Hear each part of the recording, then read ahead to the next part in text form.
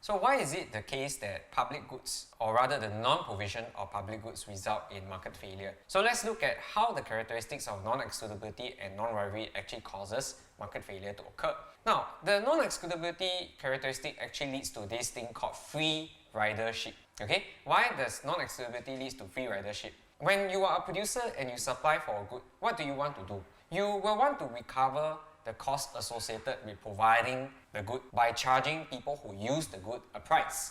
But in the case of a free rider, okay, in the case of a non-excludable good, you cannot charge any group of consumers or any group of individuals who want to use the good. Meaning to say that, okay, if a good is non-excludable, a consumer who wants to enjoy the good, they can just pretend, hey, I don't want this good. But they can just wait for the good to be provided for by somebody else. And once the good is provided for by somebody else, they can go ahead and enjoy this good without having to pay for it. In other words, being a free rider. So this means that there is going to be absence of an effective and proper demand curve for this good. And what will happen is your producers cannot find a way to actually supply this good because they cannot recover the cost associated with the production of this good. So non-excludability will lead to the free rider problem. The free rider problem will lead to the producer not being able to recover the cost associated with the production of this good. That's the first problem. Next, let's look at the concept of non-rivalry. Now, if you remember what is the condition to achieve allocative efficiency, the condition for allocative efficiency is where price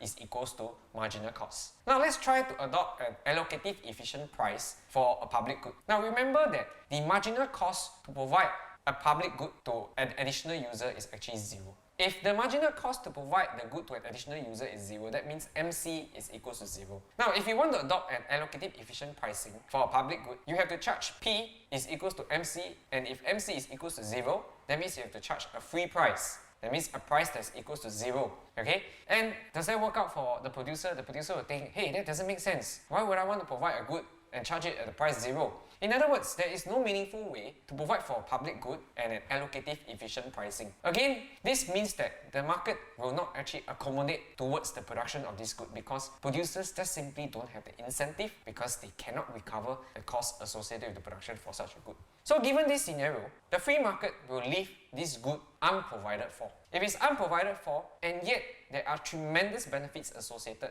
with the production and consumption of such goods, there's only one way out, which is for the government to step in, directly provide the good for free.